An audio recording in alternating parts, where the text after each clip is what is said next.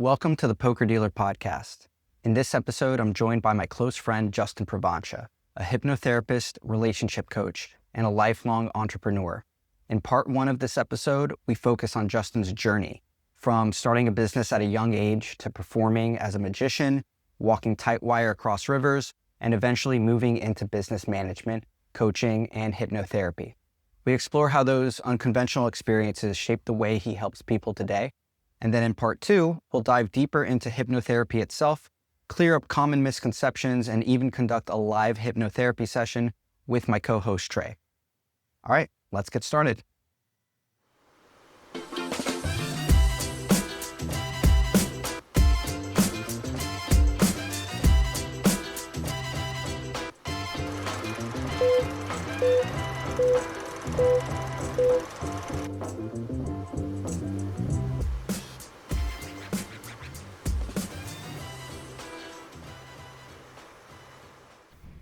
All right, welcome to the Poker Dealer Podcast. Today's guest is Justin Provoncha, and Justin is a wonderful friend of mine who has a lot of experience with a lot of things. We're going to dig into that now, so let's just jump right in. Justin, you've lived so many lives in one, like being a magician, tight wire walker, what else? Holistic therapy, business owner, and online relationships coach. If you had to pick one thread that sort of ties it all together, what would it be? It's a great question. I have done a lot of things, it's true. Probably even more than the things that you listed off. But if I had to, use one thing to kind of bring it all together, it's probably the idea of hypnosis or the mental, function that we all know as hypnosis, in the sense that, I do believe that we're all under the influence, for all intents and purposes, that we're all, believing in something, we're all moving and being motivated by something, and most people are 100% unconscious of that. So a lot of what I've done in my life, all the research into magic, even circus, working as a tight wire walker and all the focus necessary to make that happen, a project manager, all of those things are essentially different identities that I've built over time. And I think most people can identify with that in the sense that, we build ourselves up. For example, build ourselves up as a poker dealer. Mm-hmm. It goes through a process of going to school and, becoming, that thing. And then once you're there, you kind of do it automatically. You just show up and, you're in that character. However, very few people take a step back and realize that's not really who we are, right? So I might wear a lot of hats. I can call myself a project manager. I can call myself a magician. I can call myself, even a hypnotherapist. And it doesn't really capture, who I am as a person. It's just an identity.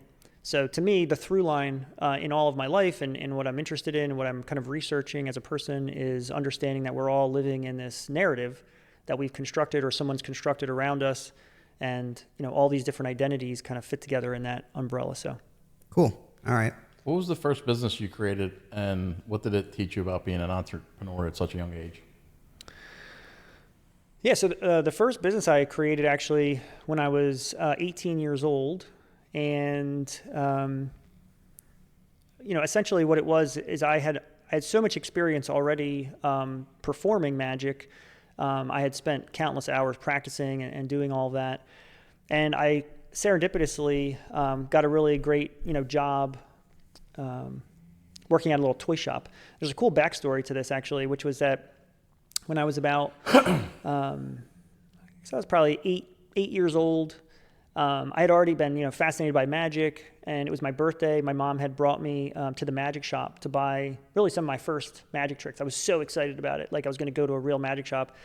And we got there, and it was actually like a glass front building, so you could like look in and you could see all the magic, tricks like all on display. But for whatever reason, the store was closed. And so I was sort of devastated, here's this like 8-year-old Justin thinking like, oh my God, I'm about to win. And I like, couldn't get in. Sorry, magic's closed today. That's right, closed today. So my mom, trying to save the situation was like, well, I know, there's a really cool toy shop across the street. So maybe we could just go across the toy shop. Maybe they got some magic inside this toy shop. And so I was like, okay, cool, whatever. We go across, to this toy shop, and there was a really very nice, older gentleman in there, and we told him what was going on. He said, yeah, we got a couple little magical things here, and he had this thing that he called a Jacob's ladder. Essentially, it's a little wooden block sort of toy, and when you twist it, it looks like it's like sort of falling down on itself. But he had a bunch of cool tricks that he could do with it, specifically with like a little penny. You could make the penny disappear, and it would pop out, and I was like fascinated by this. I was 8 years old, so I would be fascinated pretty much by anything at that point. But we got that, brought it home, and it stuck with me. It was probably just the fact that he was such a kind person. He was really nice. He was really trying to help me out. And also it was a magical experience. So fast forward to when I'm 16 years old, so I guess I was more like 17. And I was looking for a little job, and I was walking around the mall, and there was one of those little mall kiosks, and they had a bunch of like toys and, yo-yos and stuff. And I was thinking to myself, that's a perfect little job for me. I can demonstrate all this. I got all this experience, whatever. And so I go up to the guy and say, I want to get a job. And he said, perfect. We'll hire you for the holidays. So I go back to the job on that Monday. And when I come into the little kiosk, there's this elderly gentleman. The same guy. And I'm thinking, this guy looks familiar, right? Yeah. And so it took me a minute, but after just a few minutes, I saw the Jacob's Ladder there at the little shop. And of course, I put all that together and realized, like, wow, this is the same dude, same shop that I bought my first theoretical magic trick from. That was your first magic, like, toy? Wait, he owned that kiosk? Yeah, oh, yeah. Oh, wow. Yeah, and I had spoken to his son, so I didn't see him the first day. And so it just, like, brought everything really full circle for me in the sense that it was like, here's this guy, he kind of started that little tendril inside of me, and then here I am now getting my first job with him. But that turned into something more, right? So to really answer your question about my first business. Wait, do you remember the magic shop name or anything like that? That shop was called Lighten Up Toys. Okay. Yeah, it's called Lighten Up Toys. And the guy, well, I'm not going to say the guy's name just in case he doesn't want me to, but essentially, really wonderful thing. I don't know if they even have the shop going anymore. They used to have a location down at the Jersey Shore. And at this point, it was actually in Echelon, New Jersey, which is like Voorhees, New Jersey. So long story short, though, I worked there, and I was so like enamored by them that I put a lot into my efforts. And they had a yo-yo section, and so I just started learning how to do yo-yo tricks and do yo-yo demonstrations. And I could gather like huge, groups of people in the mall, and they would basically swarm around to like watch me do these tricks. But then we would sell tons of yo-yos, crazy stuff too, like $150 yo-yos, stuff that you think, oh my God, how are you selling that? Dude, you might have been like someone who started the yo-yo trend, because I remember being in like 5th grade, couple kids bring in a yo-yo, they're doing a couple tricks, and then everyone had to have a yo-yo. If you didn't have a yo-yo, you were not cool, and your friends would move on without you. So I feel like there was definitely a yo-yo trend, and I think the best trick I could maybe do was like the Eiffel Tower with the yo-yo, and the sleeper hold, which was cool. You needed like a good yo-yo to be able to do that. You couldn't just have a yo-yo that just goes up and down. It was one of the ones where like the bearing inside the yo-yo, it like makes it spin without jumping back up. Yeah, so those guys had boosted up my confidence, and also like, I felt really good in that, reciprocation of like, I was using my presentation skills, and I was learning like I could really sell here doing this. And so I offered to them and said, hey, I have a couple ideas for magic tricks. Any chance you guys would be cool with me bringing my ideas in and selling them here as like a thing? And they were like, oh, that'd be great. So I made up about 100 of these magic wands, totally original idea, made little bags for them, little cloth bags. I called my business Beyond Toys. And within like, a couple days, we sold out these, first 100, magic toys. And so I got the bright idea to make more and then basically drive down the East Coast from New Jersey all the way to Daytona Beach and stop at all of the similar type toy shops and just walk in and essentially cold sell my toy to the owners. And I actually recruited 3 of my very closest friends to go on that trip with me. And we sold quite a lot of these toys, and that is definitely my very first business. That was the way I made my first money, and also it was my first entrepreneurial venture. So you created a business and tax ID and all that stuff. I could sense it. For Beyond Toys, Beyond Toys I think was just a sole proprietorship. I think I was just running that as a person at that point. But yeah. Yep. Wait, tell us a little bit about this wand. Yeah, tell you about the wand. So the wand is based on something really cool. If anybody who's interested in learning more about what I was really thinking about, there's a very famous trick out there called a hot rod. And anybody that knows anything about magic knows about the hot rod. Hot rod's been around forever. It's a really cool thing. And not to give too much away, but I basically used the concept of the hot rod, but I integrated it into like a full-size magic wand. So instead of it being a round magic wand, it was a square magic wand, so it would work just like the hot rod works. But this is before, any of the magic craze, before Harry Potter came on the scene, essentially. And I remember we had these little metallic hologram lightning bolts. And basically what would happen is you would wave the wand like you would imagine a person would wave a magic wand. But when you'd wave the wand, the little metallic lightning bolt would jump from the top of the wand to the bottom and then back up. And then it would disappear and reappear. There are a bunch of really cool little things. The whole point of it, though, is that I packaged it together with some instructions, and the selling point of it was like, teach your kid better hand-eye coordination. Mm-hmm. And so we would, because it was essentially these kinds of toy stores were all about like learning and, this is a children's toy shop. So it was perfect because it was like a very wholesome kind of a toy. It was really good at teaching hand-eye coordination, but it was also really a magical thing. It was in that same exact vein as like this Jacob's ladder. It was like for a kid who was, going into a toy shop, hoping maybe they would find like a real magic thing, but it fit the motif of magic more than, like a Jacob's ladder or something that's a little bit more abstract, something that people wouldn't really know. Okay. Out of all the things, all the ventures that you've done, whether it was magic, coaching, which one would you say surprised you the most in terms of where it took you in life? Well, probably the tight wire.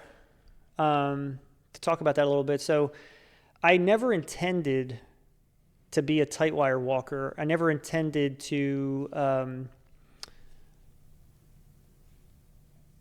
really it was totally serendipitous. So I think that's the easiest answer. And in terms of where it took me all over the place. I mean, I was able to travel essentially up and down through the Americas, through Central and South America, and even all the way out to Easter Island to put up tight wires. So it literally took me to some places I never thought I would go. Mm-hmm. But on a different level, I think more on like a personal, professional type level, I think it was more just I had a bunch of experiences with starting businesses already up before that point, and I had also started my career and really kind of concluded my career as a project manager. And I had realized that there was something to like going along with the flow and just like sinking into a new idea and just sort of seeing where it would take you. And so I, after I decided not to be a project manager anymore, left that job, I just kind of signed up at the circus school. I had some really great friends there, a really helpful girlfriend at the time who really did help me and support me in a lot of ways. But essentially, the director of that circus program, when they came back, she was very, very supportive of me and very quickly realized that I was very advanced with balance skills. I wasn't planning to be very advanced with balance skills; it just happened. But I essentially could easily walk on a tight wire. I could use the rollabola. I could get on a walking globe, and I had a bunch of juggling skills. So essentially, it just seemed like I had what's called equilibristic skills naturally. Equilibristics? Equilibristics, yeah. Like equilibrium, but with istrix as a suffix. Yeah, that's a word that most people don't hear being said very often. But yeah, that terminology is basically all of the skills that we can do that have to do with balance. Okay. And we don't usually realize that equilibrium has to do with juggling, but it is very much so the same part of your brain that also will keep you in balance on a tight wire. And so I started teaching just youth classes there at the circus school. And before I knew it, that kind of turned into a little mini program called The Art of Balance, also there at the circus school. And that was, for adults. And that just kept, growing in size and sort of, interest. At the same time, a gentleman who essentially had started the circus world or really pioneered it, in Philadelphia, his name is Dave Gillis. Me and him became really good friends. We started hanging out. He's an older gentleman, And he also was fascinated by the tight wire. And so it was a really cool idea to bring us together and to start this this new tight wire company, this new tight wire business. And so me and Dave, along with some other really wonderful people, joined together and created essentially a circus troupe. And that's, who I was traveling with. And I think, again, just like the idea of watching how by just sinking into something and just sort of going with the flow, it can turn into something really amazing. And in that case, it did. It really did turn into not just amazing experiences, but even in our context, right? It's essentially what and how I, met you. So that's, it's how everything becomes interconnected. Sometimes you don't realize or even have an idea. And then I think the universe essentially creates something even better than you could imagine. And that's definitely what that experience was for me is the universe giving me something that I never even thought I would do and then making it even better than I thought it could be. So yeah, that sounds awesome. So you walking across a tight wire above, rivers, what did that feel like being literally suspended above water with all eyes on you? Yeah, I love the experience myself personally. The way I've always described walking on a tight wire, especially when you're doing these more like I wouldn't call it a skywalk, but something where you're up high and you're out in a area where people don't normally do tight wire, is there is definitely a feeling of being in a place or in a location in space that nobody else has ever been in before. And to me, no that one's was been standing on a wire right here. Yeah. Yeah. Nobody put a tight wire here before and then walked out here. And so, that feeling of doing something that nobody else has done before was very exhilarating for me in every, one of those contexts. In terms of people, all eyes on you, the story I like to tell actually has to do with the first time I did a big tight wire walk for the city of Harrisburg. And so after going through, maybe 5 or 6 days of intense setup, because these are big tight wires, 300-foot long tight wire, 20 feet up in the air, the very first performance that we did, we were in a rush. We really hadn't put everything together as well as we should have. It was the first really large tight wire that we had done like that, especially over water. Like we had done long wires before, but not out over water. There's a bunch of rigging issues that can come into play, which we had suffered from that. And so climbing up on that wire, nobody had really tested the wire out yet. And so when I was climbing up there, there's a lot of thoughts going through my mind of like, okay, well, hopefully this will work. Hopefully I won't just fall in, or hopefully the wire won't fall down. You didn't have time to set it up some days before and test run it or anything, or normally that would be the plan, right? But we had set, like I said, we had set 5 or 6 days, so we thought we had plenty of time. But it was just such a massive wire, and there was such complications that the last little pieces of putting the pedestal there, even getting the ladder affixed, all that was happening at the very last seconds as we were preparing for the first walk. And essentially getting there into that situation, when I first put my foot on that tight wire, you could hear a pin drop. There's thousands of people gathered around the Susquehanna River to watch, me walk across this long tight wire. And yet you could literally hear a pin drop. It was so silent. And in that moment, I had this feeling of complete confidence sort of rush over me. But the part that I remember the most is that where I was standing was just only maybe 10 feet away from the top of the bridge. So essentially there's a whole bunch of people that had lined up on the bridge, and they had put themselves in a position so that they could see me. They wanted to get close enough to me. And so as I start walking out on the tight wire, I remember hearing a guy say, "We know you can make it." And that idea, just sort of resonated with me in that moment. And also the whole entire tight wire walk, as I was walking across, that was really what I felt like. It felt like I wasn't walking across the tight wire. It felt like that whole group of people were all walking across the tight wire together, and that they were all there thinking, I really hope he gets across. I really want us to get across. I really hope this works, basically. Yeah. And I could really feel that. Who is this guy? I hope they weren't rooting for you to fail. Whereas if you did it in Philly, they'd be probably heckling a little bit. And that's what I mean by it. I guess that's why I bring it up, is because, I've done a lot of performing in my life. I've done, whether it be magic or circus, lots of different performances. And I think that my expectation would literally be exactly the same expectation that you just said, which is that, like, if somebody walks out on a tight wire, there's probably somebody up there, somebody thinking to themselves, like, that guy, excuse my French, but like, let's see him fall off, right? So that's kind of what's in your head. But then the reality presented something different. Mm-hmm. And that's what it was. The reality was literally saying, like, we believe in you. We know you can do this. And yeah, that's really cool. That was awesome. That was you, a really you awesome carry experience. one of those giant sticks? To do a higher, whenever you're doing a really long tight wire or something that's up higher than 12 feet, something where you could hurt yourself, almost every tight wire walker uses a balance pole. It's not what people think. A lot of people think like, oh, it's a trick, or it's something that's making it easier.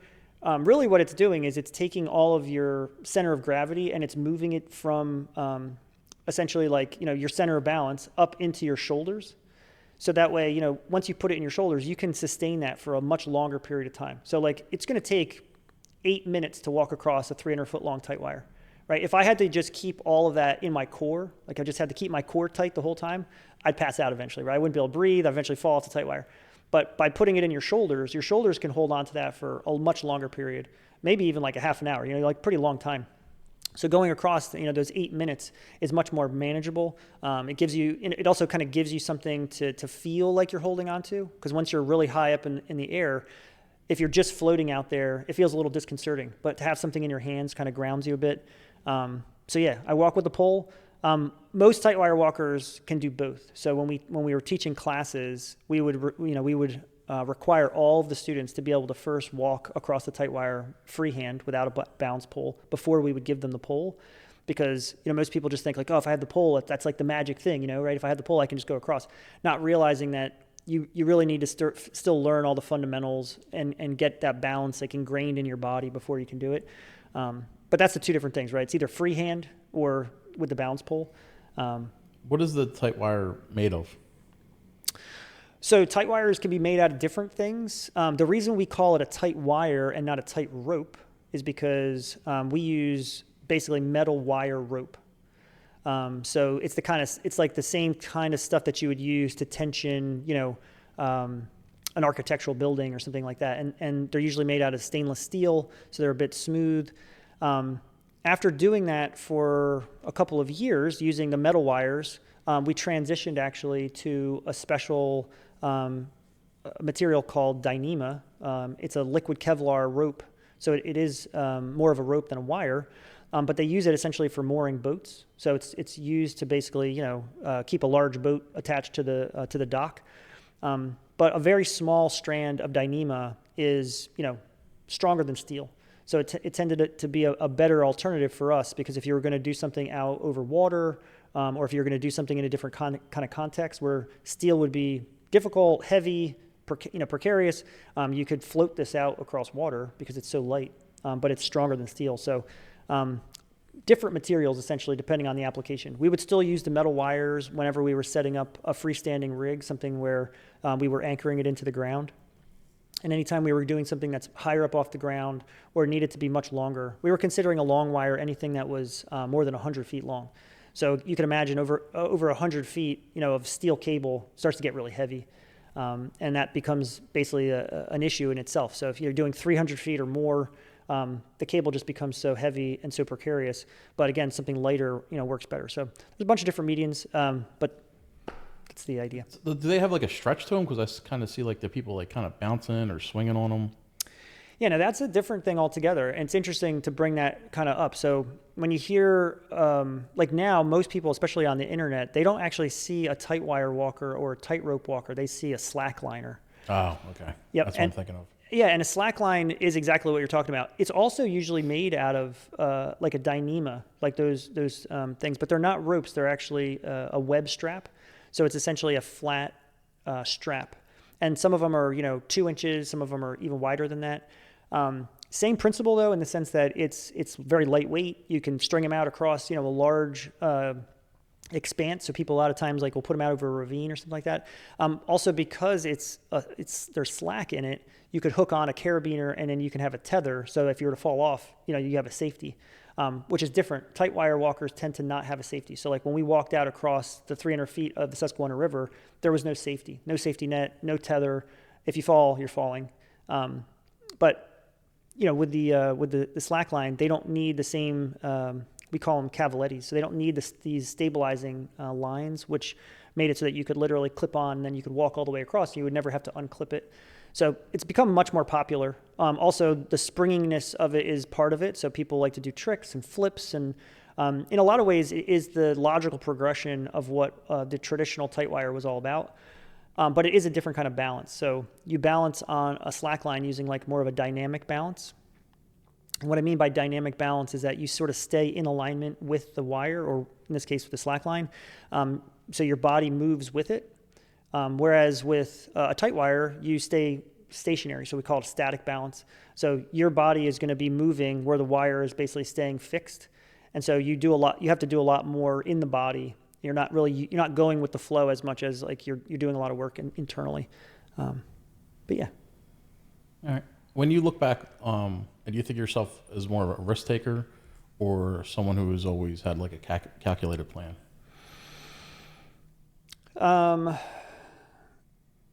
I would say I'm a calculated risk taker. That's a good one. Yeah, I guess it's a little bit of both. I'm a calculated risk taker. I always use this language that I am an attractive nuisance. It's a funny legal term that somebody told me. That's what the state, you said in Harrisburg, whenever they hire you or contract you for these tight wire events, you were what they deemed as an attractive nuisance. Correct. Which I love that term as well. Yeah, and it's, to me, it's a kind of a good way of looking at this. When a person puts up a tight wire, there's an attraction just to the danger of it, to the risk of it. People come to see like what's going to happen. But even if I'm not standing on the tight wire, people get attracted just to look at it, because they think to themselves like, what if I walked out there? Like they want to touch the wire, they want to maybe even stand on it for a second, see what it's like. And so that was always a part of it. Was we would put out small tight wires, we would let the kids have a chance to try to walk across, we would put adults on them, everybody would get a chance. That way they would get a visceral experience of like, oh, this isn't like a trick, this is like a difficult experience, like this is really challenging to do this. We'd let people pick up the balance poles as well, and they'd realize like, wow, these are really heavy. Like they would start to realize like that must be difficult to walk those 300 feet, because you're carrying 30 pounds while you're walking across. It's not like a light weight. So anyway, long story short, the calculated risk piece of this for me is that, of course there's a risk, but I think that anytime a person's going to do anything in life, we have to take a risk. I think if there's no risk, there's no value. That's my, that's the way I look at life in general. And it doesn't matter if it's, investing, let's just say you're an investor in the stock market, right? You put in, you don't put anything, no skin in the game, you're not going to get anything out. But it's also about ideas. If you're not willing to share a new idea, well, you're not going to get any attention, right? Nobody's going to care to listen to you. Nobody's going to want to, be like, well, what do they have to say? Because they've probably heard it before, right? So if you're willing to risk something by sharing a new idea, well, then people want to see, well, what's going to happen. It almost becomes like walking on a tight wire in the sense that people want to show up and go like, I want to see how this is going to go. Is it going to be a train wreck, or is it going to go in a positive direction? So that idea of taking a risk, I think, is inherent to people's success. It's definitely inherent to my success. And then when you bring in the idea of doing it in a way where it's more calculated, I think that, if we think about this from the perspective, let's just say, of gambling, right? I know like from that kind of take, if we're just gambling, literally, purely, we basically are just throwing our money away, right? It's just, there's nothing there. But then there's a lot of people that get involved with gambling at a totally different level, right? They start to build a skill, right? They start to look at different aspects of the game. They start to get involved in it like that. And so then it starts to become not just gambling. It's no longer just risk. There's now some calculation involved. There's some way to start to sort of skew it back in your favor, right? And the more you can skew it in your favor, the more it actually starts to work to your advantage. So to me, that's the way I look at life in general, is that, it's not about gambling. It's not about just risk. It's about making it be something more than that, right? Really kind of tipping the odds in your favor.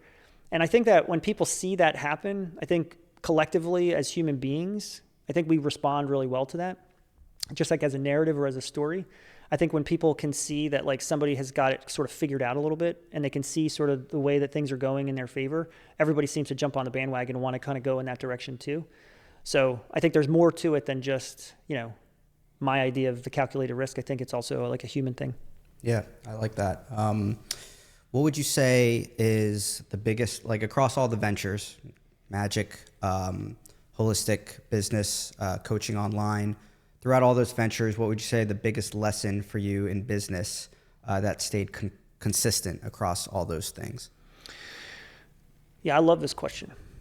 At the beginning when you were asking me about, the through line, in my mind, it was actually a bit of a toss-up between saying hypnosis and entrepreneurism, essentially. Because if there's something in my life that kind of brings everything together, a secondary thing, it's being an entrepreneur. I have spent more time and energy thinking about being an entrepreneur and starting businesses than I've literally done anything else. So I think that, especially now, I've just gone through a bunch of different big coaching programs and trainings, which I'll always do. I always want to stay on the cutting edge of what's going on with entrepreneurism. And right now, one of the things that is really happening is a lot of people are flooding online and starting online businesses.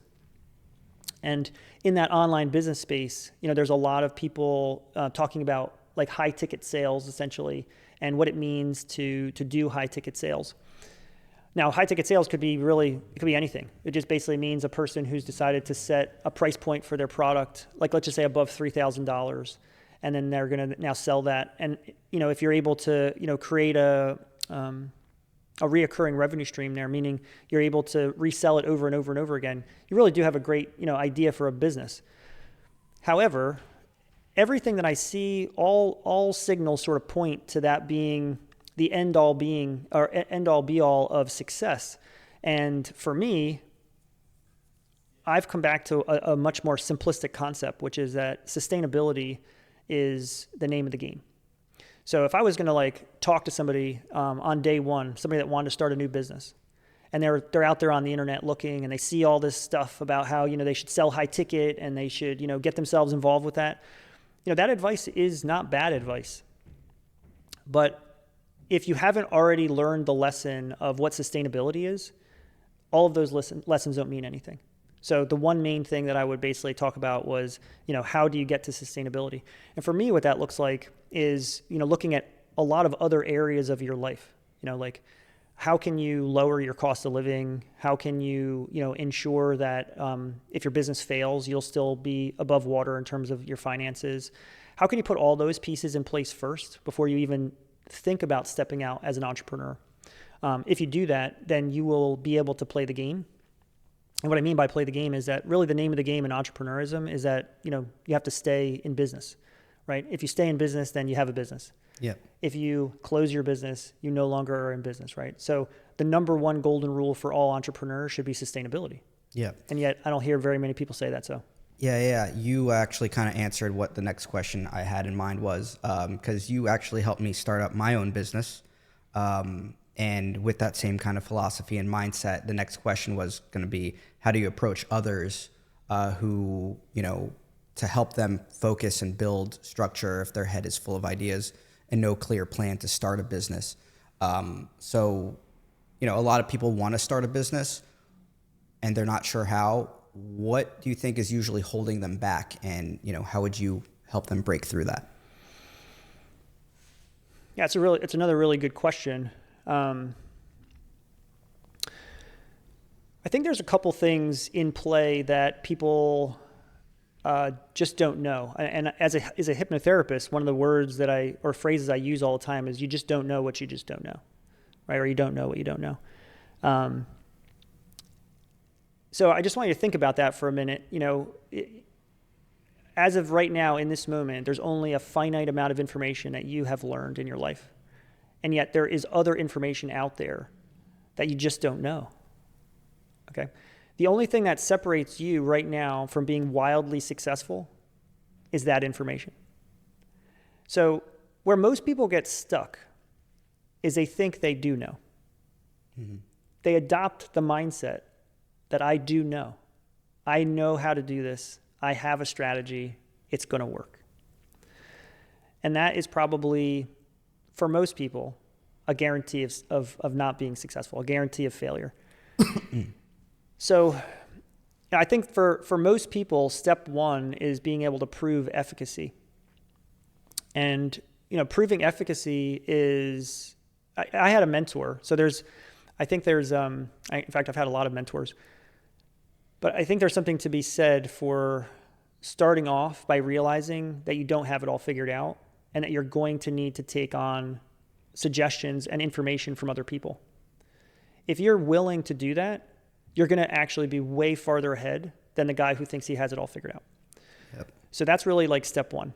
And not only that, but that will also be the stumbling block for most people as well. Because even the guys that think I have a mentor and whatever, there'll still be this like little vestige inside of them where they're like, well, generally I'll take on suggestions, but there's these one thing or these couple things, I know I have it figured out. Oh yeah, I'm familiar with those. Yeah. Feeling familiar with that concept. Yeah, and then as you go along, you feel like you're following the suggestions, things are going great until we sort of get this air of, I've got it all worked out, everything's going smoothly, and then boom, everything falls apart for a little while at least because, we decide to go our own way. In the end, going our own way is the point. It's the purpose. But I think that to sum this up in a simple way, and of course, I could talk about this probably for hours, it's realizing that going your own way is actually learning how to integrate with other people. So business is just a simple way of talking about integrating with other people. If you're in business, it means you're interacting, connecting, providing solutions and answers for other people. If you understand that going in, then you're going to want to be a sponge and open yourself up to what everybody is saying. So that's going to be, what are my clients saying? I want that feedback, and I want to be able to give them a better product, a better solution, because they're going to buy more of it. But it's also going to make that feedback loop work better. It's also like the idea, like I said, a mentor, right? Having a mentor, somebody that can watch from a different perspective and say, well, that might be a good idea, but I also could see how this could get you messed up. Mm-hmm. And because you have that secondary perspective, that second set of eyes really can be a huge saving grace, a safety net to keep you going in a positive direction too. Right. So again, without going into it too deep, you don't know what you don't know. Yeah. No, that's great. That was awesome. How important is executive function and like time management in building a sustainable business? And how do you personally keep yourself disciplined? Yeah. I would say in terms of how important it is, it's a fundamental building block. Now, whether or not you need to have it yourself or whether you hire some people that are very good with executive function, that could really sway, I guess, the answer of like whether or not you need it, how high should you prioritize it for your personal self. But it's something that is absolutely necessary. I think the easiest thing, I think first off, anybody the words executive function have gotten much more popular, but to kind of define what that even is, because I think a lot of people, when they first hear me talk about executive function, or if the words executive function pop out, people think that it's sort of like a business executive's function. Like that's what I've heard a lot of people get confused about. You think it's going to be like one of those new internet buzzwords of like these people saying, oh, you got to work 6 hours and 3 hours in order to, stay ahead. That's executive function. Yeah, exactly. Yeah. So to try to define this a little bit for people that are trying to get their head wrapped around, like, what is executive function? The reality of it is that we have executive function in our brain, right? And the idea of the executive function is like, it's the capacity, it's your capacity to plan and organize at a high level. So anytime somebody's talking about their executive function or their capacity for executive function, they're talking about their ability to plan and organize and to do that on a high level or a high scale. Someone with a high bandwidth. A high bandwidth. Yeah, and it's not the not the executive, like the business executive function. It's literally your brain's executive function. I like to think like executive, execute is kind of similar, and so your ability and how you execute or proceed through your procedure through or with something. Yeah. That's the way I kind of relate it. Absolutely. So to answer, your question though about how important it really is, again, to get a little philosophical for a second, the way I look at the world is on one polar side of the spectrum, we have essentially chaos and disorganization. And on the other completely end of that spectrum, you've got order and structure. And these two things are literally diametrically separated. So like it's the perfect end of the spectrum. If you look out into the universe, some human beings will think this thing is full of structure and order. And other humans will look out into the universe and they'll think this is completely chaotic. Okay? Our ability as a human being to see the structure and then to be able to integrate it into our lives is really, I would say it's probably the number one way of showing success or being able to predict success. So if I can see a person who shows me that they have a plan and that they can fulfill on that plan, so it's not just that they have the organization or the order, but it's also that they can then take actions to make it become a reality. That's the kind of executive functioning necessary to be successful. And it doesn't matter if it's in a business or if it's in a career or if it's in a relationship. It's the idea that a person has a plan and that they can then fulfill or follow through on that plan. Because what you're really doing is you're taking chaos and you're turning it into something that has structure or order. And that capacity is really what, as human beings, it's really what we're all doing. It's just most people aren't really aware of that. They're not fully conscious of the fact that that's what we're doing. So yeah, I think that there's something to be said for how, we are very successful. And if you look at people that are very wildly successful, they usually have those kinds of principles. Nice. Yeah, I agree. So I want to jump into the hypnotherapy realm, or more so kind of demystifying it, Tad. For people who hear hypnotherapy and instantly think something like a Vegas stage show or maybe, mind control, what would you say is the biggest misconception that you feel like you would want to clear up, if any? Yeah, I mean, at this point, I primarily work as a hypnotherapist. And to me, I think the one main misconception about it does probably revolve around the concept of mind control. The truth is that hypnosis really is mind control, but it's not what people think. It's your ability to control your own mind versus what people think, which is the capacity to control another person's mind. Anybody who decides to participate in hypnosis or hypnotherapy, they do it consensually. They know they're doing it. They're acting as if something is occurring. However, it does allow us into a space mentally and emotionally that you really can't get to any other way. So again, in the vein of demystifying hypnosis and hypnotherapy, it's a natural phenomenon, right? It's not magic. It's a completely natural phenomenon that every human being has been doing since they were born, essentially. So if you could imagine going back to when you were a child and playing with your toys, right? Everybody has had the experience of pretending that their toy is real. Mm-hmm. Maybe they sit there with their toys and they have a little conversation. The two toys talk back and forth to each other, right? They're doing this in their imagination, right? But that is what hypnosis is, right? It's acting as if it's real. And in that moment, in that child's mind, it is real. They really are having that conversation. They really are practicing, what it is that they're talking about. And they're acting it out. They're seeing how it's going to play out. And then they're going to take that and they're going to use it in their real life, which is what most people don't realize, is that the whole purpose of hypnosis and hypnotherapy is that it gives you a playground for mental rehearsal. It gives you a place where you can rehearse in advance something and then act it out later. And by doing that, you can do it more effectively. You can be more efficient at it. Not only that, but you can really achieve miraculous things that way.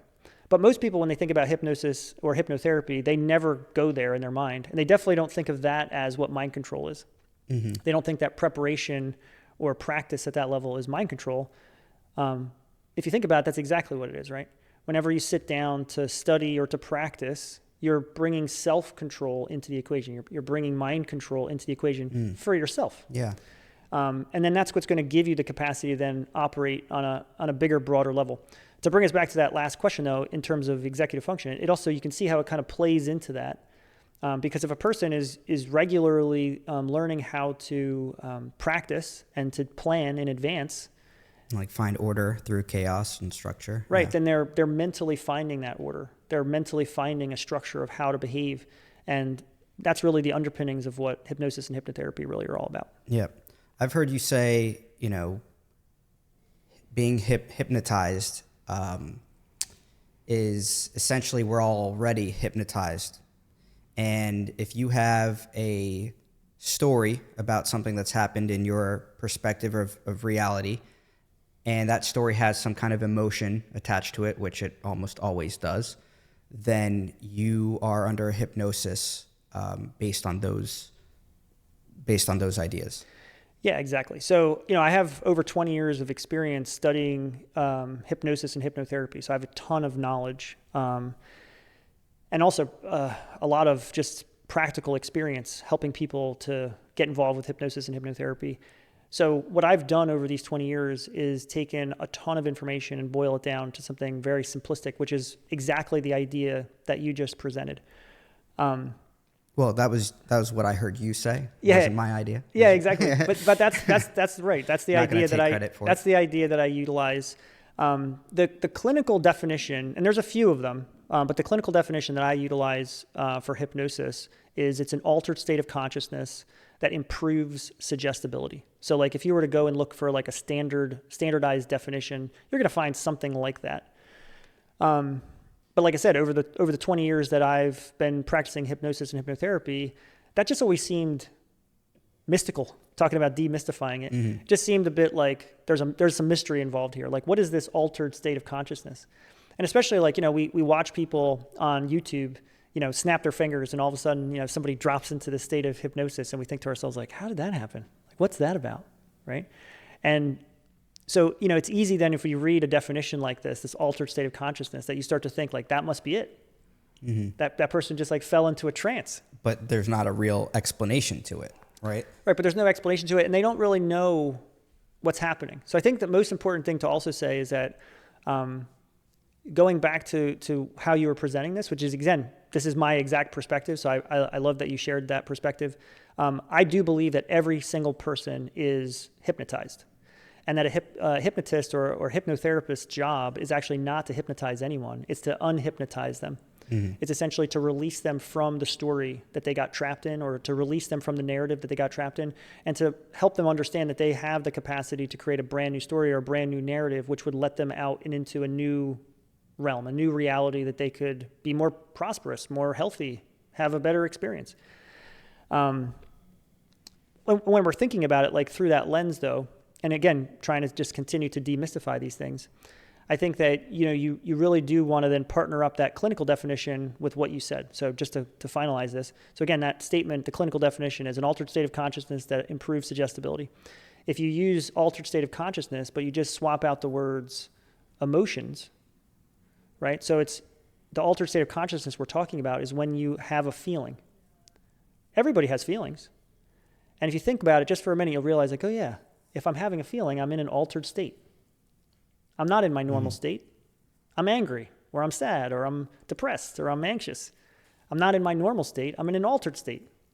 So that definition that you gave, the one that I used, the one that I've coined over the years of saying you first need to have a feeling or an emotion, that's what takes that place there in the standard definition. Mm-hmm. The second part is essentially a story that validates the feeling. So if you just have the feeling alone, nothing happens. Feelings pass through us every day. Everybody has feelings all the time. There is something going on, though, with the idea that we tend to tell stories about our feelings and our emotions. And so when we tell these stories about our feelings and emotions, that's when we're actually hypnotized. And it's because now we have a why. I feel like this because, I woke up this morning and I had a headache. Or I woke up this morning, and I had a headache because yesterday I had a really long day at work. Mm-hmm. Right? And it starts to tie together a feeling with a narrative or a story. And that feeling now makes the narrative of the story real. It makes it seem real. And we're going to now act as if that story is real. And that's what most people are doing. Most people are acting that way every moment of every day. And so we can easily say that everybody is hypnotized. It's about then pulling back the curtain enough to go, is that story really true? Yeah. Is it possible that you're having these feelings because you're a body or because you have a body, and that maybe there's something else going on? So, yeah. How does hypnotherapy actually work on like a scientific or like practical level? Yeah, and I know we kind of have been skating on the edge of this already, but on a practical level, on a scientific level, I think the easiest thing is I always kind of bring people back to 3 principles. So essentially, it is essentially suggestion. And when people first hear the word suggestion, they go usually right to the idea of influence. They think there's some magical thing going on here. But we all influence each other every day by giving practical suggestions. So, when you get up in the morning and you ask your friend or your partner to will you make me breakfast? That's a suggestion, right? So we're talking about literally asking people to do something. Like, hey, will you do this? Will you be compliant in this idea? So suggestion is always a part of actual hypnosis and hypnotherapy. The second part essentially is the placebo effect. And it's not just the placebo effect. There's actually 2 effects. There's the placebo effect, and there's also something called the nocebo effect, which most people haven't heard about. First time I'm hearing of it. Nocebo? Nocebo, yeah. Okay. So the placebo and the nocebo effect. But these 2 effects have to do with our belief systems. So every person is building up belief systems based off of what we just described a minute ago. So I have a feeling, I tell myself a story about it. If I do that again tomorrow and the same thing happens, that repetition begins to form a habit, and then that habit will eventually form and crystallize into a belief, which basically means that our body has accepted that when I have this certain feeling, this certain thing will happen, or vice versa. When this certain thing happens, I will have this certain feeling. And so that turns into our beliefs. That placebo effect, though, and that's the reason I'm saying that, it's based on that expectation. So when I'm defining expectation, it's that now on an unconscious level, your body will expect that will occur. Even though consciously, you might even say or think differently. But the body has a different understanding of it. The body thinks, well, yeah, last time I took that pill, I felt better. So now anytime I take that pill, I will feel better. So that expectation creates the placebo effect. The nocebo effect is actually based off of a negative feeling. So the difference between the 2 is it's a positive feeling, the placebo effect, or the negative feeling, which is the nocebo effect.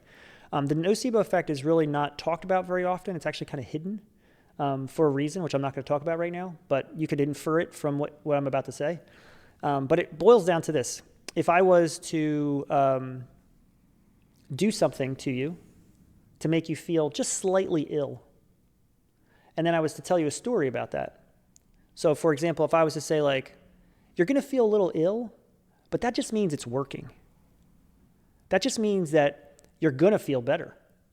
That just means that, it's taken effect and it's now going to run its course and things are going to get better, right? So if I use that as the suggestion, that is a very powerful motivator for people because they feel like it's working, right? So the nocebo effect is using something negative, a negative feeling specifically, but using it as a catalyst to prove something is happening. All right, so that's the second piece. And then the third piece is what they call social compliance. So the idea of social compliance is that if you see me do something and get success, there's a very good chance that you would also then do the same thing. If you see 10 people do it, then you'll even be much more strongly engaged in that process. So this is like what most people think of when they think of a mob mentality.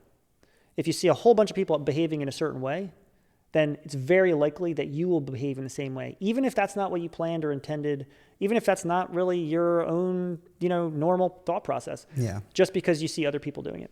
Yeah, that's common in many jobs, Yeah. Sure. corporate culture, all that kind of stuff for sure is all based around those ideas. So if you bring those three concepts together, then you can totally explain any hypnotic phenomenon.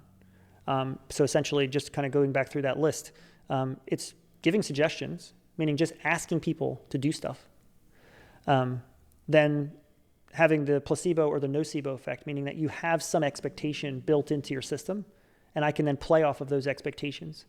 And then the third piece is the social compliance piece.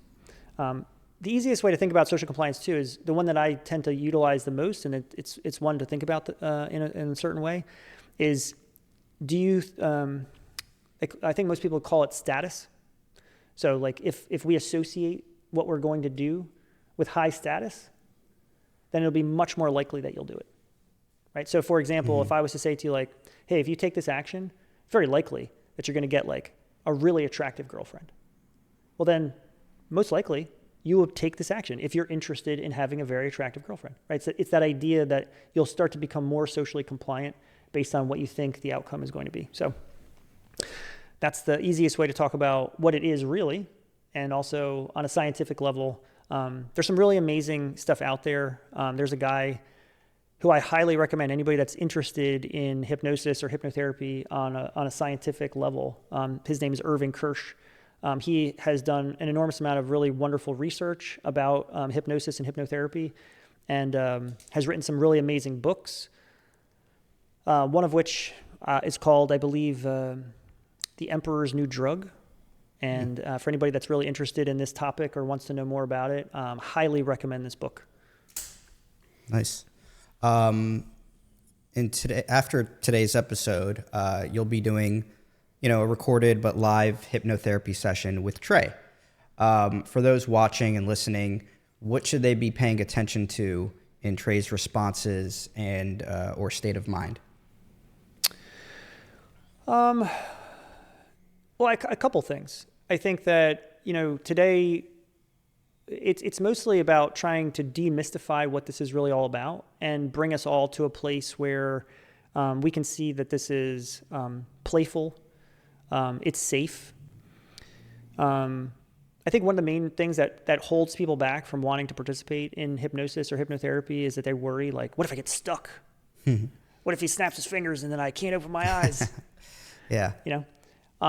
Part of it is going through this process all together and realizing like that's just not how it works. Right? It's just not how it works. But seeing the benefit in what it is. And so what I would want people to look at or want people to pay attention to is how easy it seems for Trey to pop in and out of a hypnotic state. And not only how easy it is for him to pop in and out of a hypnotic state, but also how he feels before and how he feels after. And the fact that we're able to change states using hypnosis and hypnotherapy. That's the main thing is, anybody that's watching that wants to be more productive or have better executive functioning skills, or anybody that wants to be in the realm of a high achiever. I think if they watch this and they see the demonstration, they'll realize pretty quickly like, oh, wow, I could leverage these ideas or I could leverage these skills to achieve some of that in myself. Awesome. Okay. What can hypnotherapy help with that might surprise people?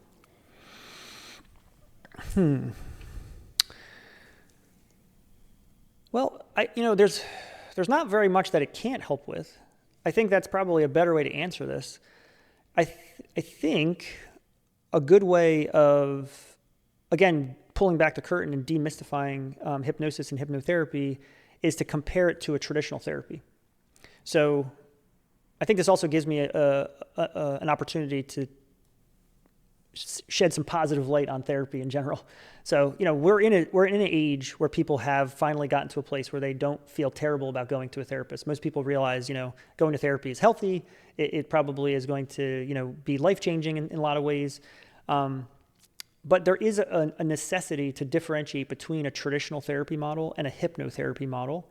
So traditional therapy is obviously based around psychology, right? It's a very scientific-based thing. It's based on testing. It's based on outcomes, statistics, and probabilities of case studies and all that. It's also, in a lot of ways, especially when people come in, it's based a lot around abnormal psychology. So they're looking for ways to categorize a person into anxiety or depression or into some kind of category where then there's a treatment protocol that goes along with it. In order to get to that place, and it's not always, but in the vast majority of therapists, they have to engage in dialogue. So they need to have a question and answer or a call and response conversation. And through that conversation, they're going to then analyze that person, and they're going to make some educated, conclusions about what's going on with that person. Again, that's normally like a diagnosis, right? They're going to give you some sort of an outcome or a diagnosis. So that's like our traditional therapy, psychology type model. And then, so the idea is that we're going to talk it out, right? Just going to a therapist and talking it out is actually highly therapeutic, because let's face it, most people don't have an opportunity to be fully heard by their partner, by their family, right? That for whatever reason, their partner or their family shuts them down. They don't let them speak their mind. They don't let them say their piece. They don't let them get it off their chest.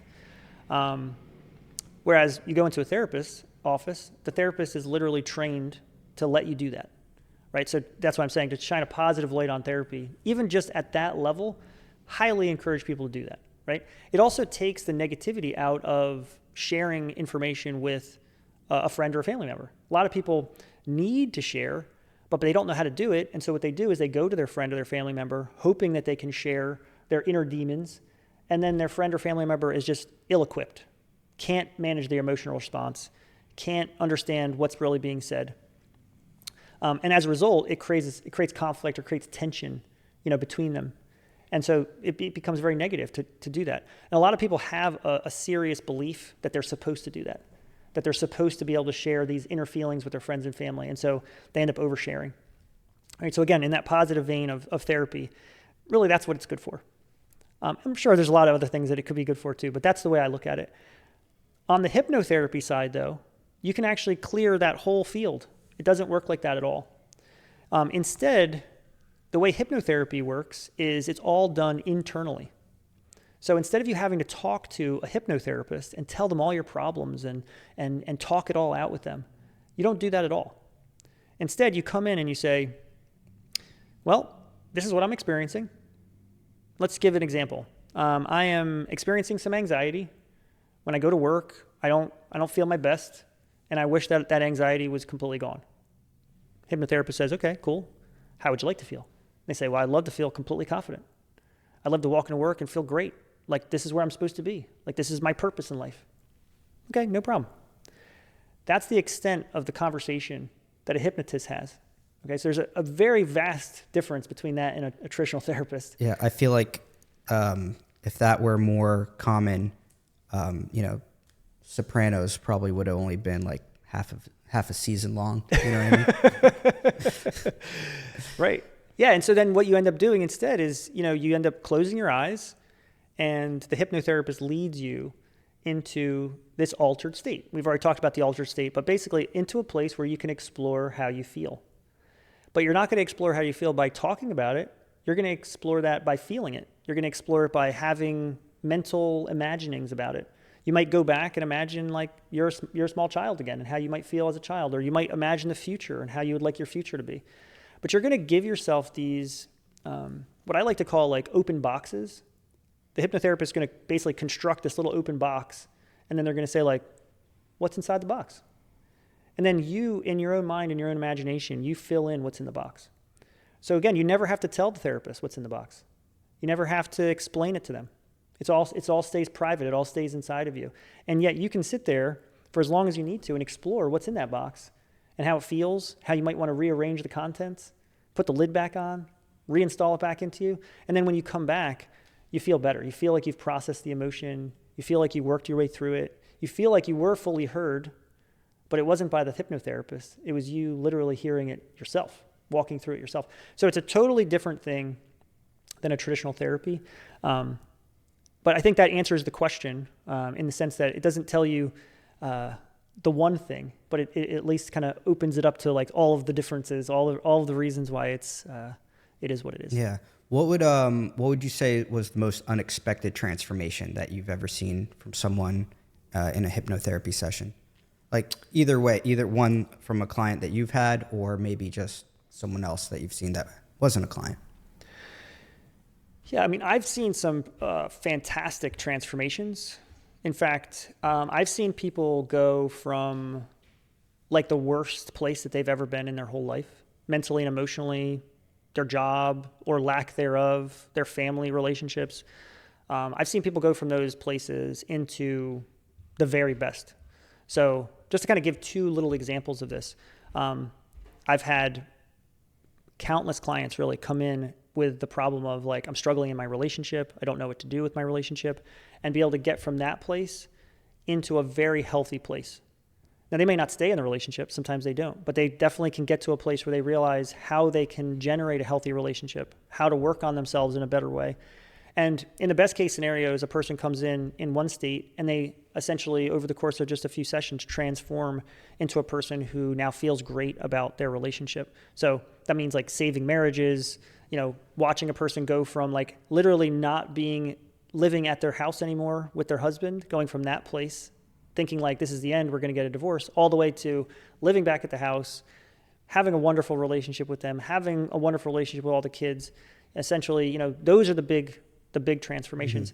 Mm-hmm. Another one that, I said I was going to give two examples. The other one is a person coming in, again, on the verge of a divorce, but they didn't actually come in because of the verge of the divorce. They came in because they were struggling in their career, and they really didn't know what was going on, but they were very anxious in their career. And they went from being very anxious in their career to revolutionizing their whole relationship. They literally got a divorce, started a new relationship, left their career, started a business, and as a result, watching that transformation through hypnosis is incredible, because to see the person that I met go from where they were to who they are now, a person who is wildly happy in their relationship, has a very, very successful, very profitable business. It's amazing. Yeah. And to watch that happen by not actually talking it out, just to see them changing, transforming internally, that's the part that's so cool. Nice. Awesome. Can anyone be hypnotized, or you need to be a certain willingness or personality type? Yeah. So everyone can be hypnotized, but you do have to be willing, in the sense that you have to have a couple prerequisites. So one of those prerequisites is that you have to have the capacity to follow instructions.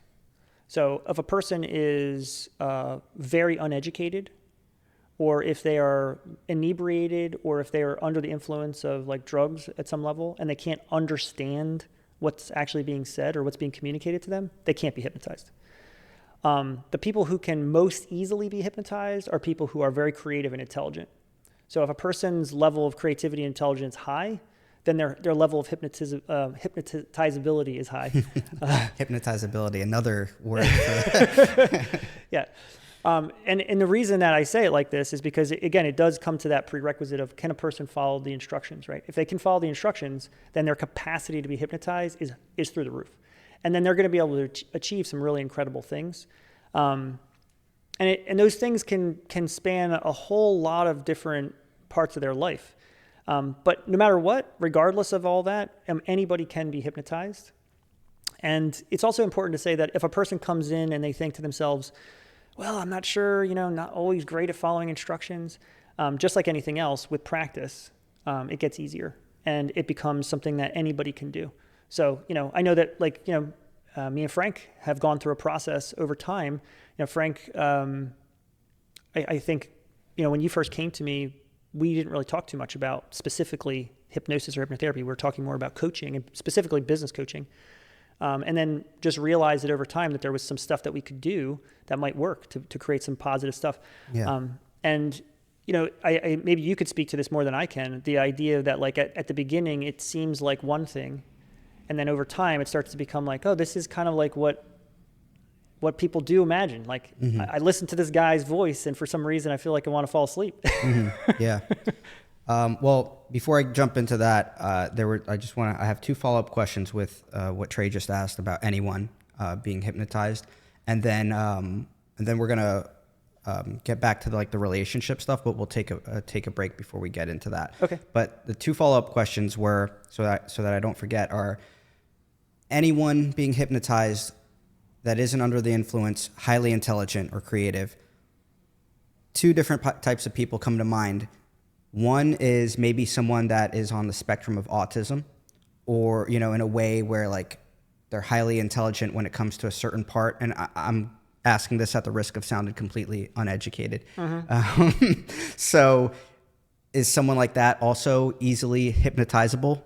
And then the other type of person is maybe like, I don't know, they say a lot of psychopaths or sociopaths, you know, like serial killers, that they're highly intelligent, you know, but they lack empathy and they're in jail for murder. Can people like that be maybe treated or hypnotized in a way to better themselves, or are they just kind of the way that they are? Yeah, this is a really great question. And also, like, anybody that's out there listening that is in, like, you know, the psychology field and thinking about these kinds of things, there's a lot of food for thought here. So when it comes to autism, I have definitely worked with quite a few people that have autism. And like you said, a lot of times people who are autistic or slightly on the spectrum are very intelligent, extremely intelligent, in fact, and a lot of times very creative as well. Mm-hmm. However, the capacity sometimes to be able to understand the instruction is a major stumbling block to them being able to actually utilize hypnosis or hypnotherapy. That's just been my experience. In order for it to work more effectively, you have to come up with an alternative set of strategies. So in terms of using it, it's totally possible to be used with people who have autism or any other potentially mental, let's just say alternative mental state. But you do have to then create an alternative for them, a better way of communicating, so that it's not, it doesn't just go over their head or it doesn't get lost in communication. Because a lot of times that's one of the downsides to their intelligence, is that they do maybe not read body language, or they don't read other forms of communication that might be necessary to make the hypnosis really work. Okay. All right, so that would be the first part. The second part, in terms of like, can we use it for people that have psychopathic tendencies or things like that? First, it's really important to mention, I'm not a psychologist, right? So I can't speak to this as a psychologist might speak to it, but I can speak to it from the perspective of a hypnotherapist. In the right context, it totally could be transformative for a person who is in these kinds of mental disorders. And I think the easiest way to kind of like segue our minds into this, because again, because we're talking about hypnosis and hypnotherapy, a lot of times people's imaginations run away and they're like, oh, we're back to like mind control, right? Like we can totally mind control this out of them. That's not what I'm suggesting. In fact, what I am suggesting is that by changing the way a person thinks about their reality, you could dramatically improve how they actually behave and how they actually function. So a person who has certain types of mental disorders, our ability to communicate that they're in a safe place, our ability to communicate why they're in a safe place, our ability to connect these positive feelings and emotions to really great narratives, and then ways to back that up, for sure can change people in a dramatic kind of way. There are also, of course, things that are stuck, things that are fixed in certain kinds of people. And so I also wouldn't want to make this out to seem like in any way, shape, or form that hypnosis or hypnotherapy is some form of magic, that we're going to wave a magic wand and poof, a person's going to go from this major mental disorder, like especially like somebody who's a psychopath, from that into a little happy elf. But there is definitely some room for thought there. Again, one of the things I would kind of think about is like when we think about the programs, the alternative programs that sometimes pop up. I know a lot of people have seen them on TV where they give inmates dogs to take care of. That's a really, really great example of a use of essentially hypnosis and hypnotherapy as an underlying mechanism. Essentially, it's like a person who maybe never took care of something ever in their life. And then all of a sudden, when they're given this dog or when they're given this animal to take care of, it forces them into a situation where they have to learn those skills. And so if you think about it, what it's really doing is it's teaching them how to completely shift focus, completely shift their frame into a whole new skill set.